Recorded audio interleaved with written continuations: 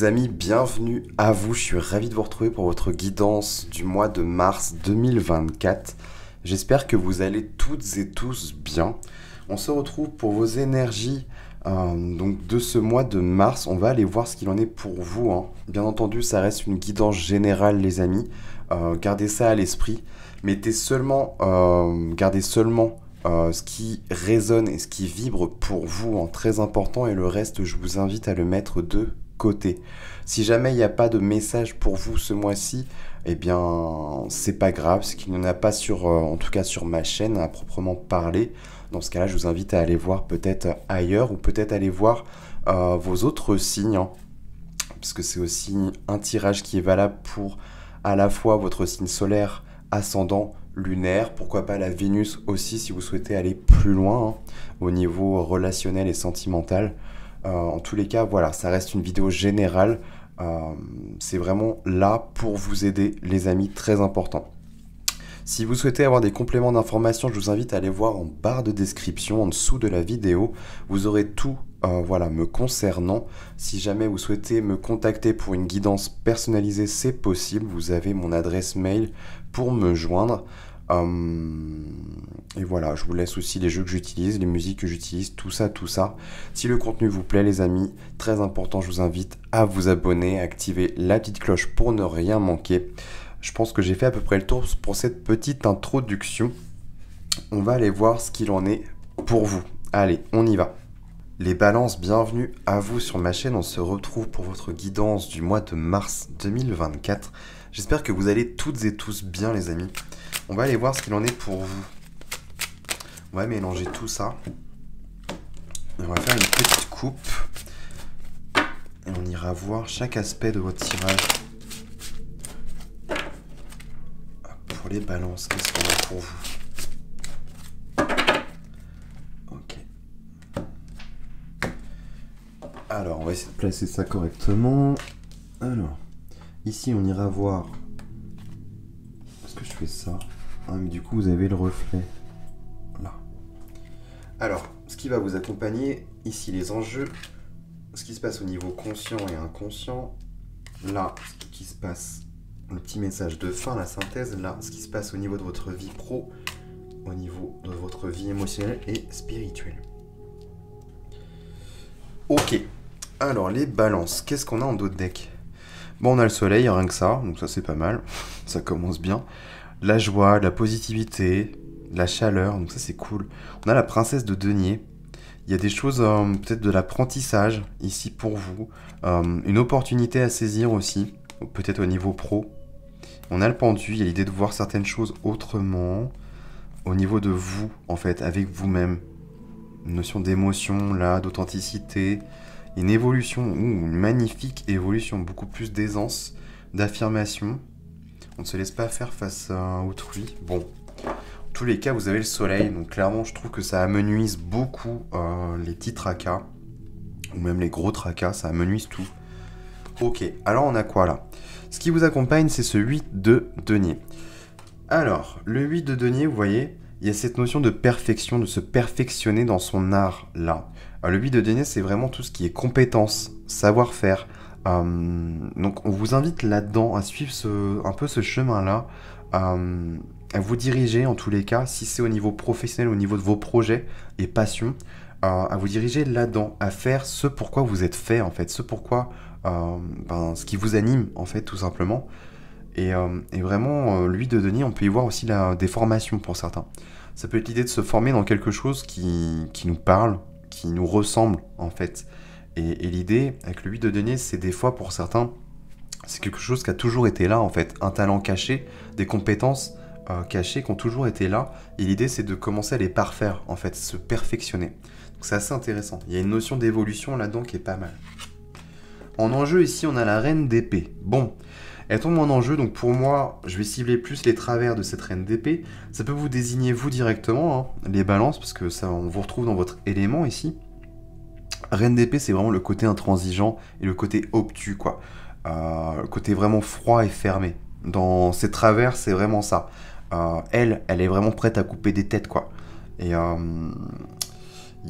est-ce que c'est quoi? Est-ce que c'est l'idée? Soit vous avez du mal à voir et à cibler réellement ce que vous voulez faire et aller, et du coup de trancher net et précis. Ou bien, oui, ça peut être ça, parce que le côté obtus, c'est vraiment avoir du mal aussi à voir et d'ouvrir peut-être un peu plus votre champ de vision, ou avoir du mal à être droit avec vous-même aussi. Il y avait une notion d'authenticité là, pas très loin. Ne vous fourvoyez pas, hein, les amis. Très important. Mais ouais, reine d'épée, ne vous fermez pas trop aussi aux idées des autres, parce que peut y avoir des choses intéressantes aussi. Il y a un peu un truc intransigeant, quoi. C'est ça ou rien, quoi. Et c'est dommage, parce que voilà. Je sais pas dans quel domaine ça s'inscrit. Est-ce que c'est le niveau pro? Est-ce que c'est autre part? Est-ce que c'est relationnel? Je ne sais pas. Mais en tous les cas, Reine d'épée, on vous invite peut-être à ramener un peu plus de chaleur. Là, vous voyez ce soleil là? Vraiment, là, c'est la zénitude, la plénitude totale. Et là, on voit quelqu'un qui est tourmenté. C'est vraiment la vision que j'ai. Quelqu'un qui est tourmenté, qui... Non, c'est pas comme ça, qui réagit au quart de tour, qui est impartial, qui est froid. Bon. Je dis pas que c'est vous, réellement, les amis, mais c'est vraiment... Là, je mets des mots sur les énergies que je ressens, qui me traversent. Mais ouais, Reine d'épée, il y a peut-être un problème à acter, à être droit, à trancher. Il y a un truc un peu comme ça, là. Bon, on va aller voir. On a la force, là. Ouais, dans votre état d'esprit, la force, c'est vraiment vous êtes en train de vous reconquérir et de retrouver votre énergie. Il y a une notion de ressource avec la force, de pouvoir aller capter certaines parties de soi, certaines ressources de soi. Donc ça, c'est vraiment génial. Mais ne prenez pas trop le melon non plus, ça peut être ça aussi. Hein. Peut-être écouter aussi l'opinion, les avis des autres. Ça reste quand même l'avis des gens, hein, ok. Mais des fois, il peut y avoir des bonnes idées. Des bons petits trucs qui pourraient vous titiller et vous dire « Ah ouais, pas bête, ça j'avais pas vu comme ça et du coup ça pourrait vous aider. Hein » Ça peut être tout simplement juste un truc comme ça, hein, aussi basique que ce soit, mais il y a un truc comme ça. Au niveau inconscient, vous avez le 4 de bâton. Le 4 de bâton nous parle de tout ce qui est désir, tout ce qui est passion, tout ce qui va raviver la flamme et le feu chez vous, les amis. Ce feu-là, sacré, bah, c'est ce qui vous anime, c'est le feu de la vie en fait. Et c'est marrant parce que vous avez le soleil quand même, qui est pas loin. On vous invite à la joie, au bonheur, à la vie, et vous n'avez pas encore conscience de ça. Soit c'est de vous former dans un truc qui vous passionne, soit c'est, voilà, vous allez vous perfectionner dans quelque chose qui vous passionne, mais il y a l'idée quand même de réveiller, là, le feu chez vous. Donc ça, c'est top. Ici, on a la justice, donc ça vous incarne pleinement. Donc ça, c'est vraiment top. La justice nous parle d'équilibre, de droiture, de justesse, de neutralité aussi peut-être, de peut-être pas trop prendre parti, d'être trop, vous voyez, ce côté intransigeant à vouloir dire non, c'est comme ça.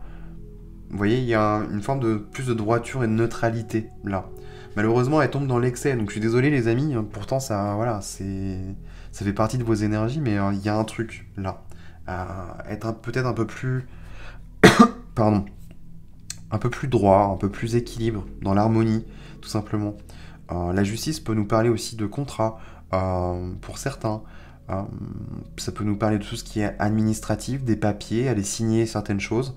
À voir comment ça vous parle, mais il y a quand même cette notion d'équilibre, de rester juste en fait, vous voyez, de peut-être pas trop prendre parti ou position. On fait penser à la Suisse là. Cavalier de denier dans votre vie professionnelle. Ouais, vous avez envie de vous pérenniser. Hein. Cavalier de denier, c'est tout ce qui avance lentement mais sûrement. Et en ce sens, ça nous indique une notion de durabilité, de temporalité.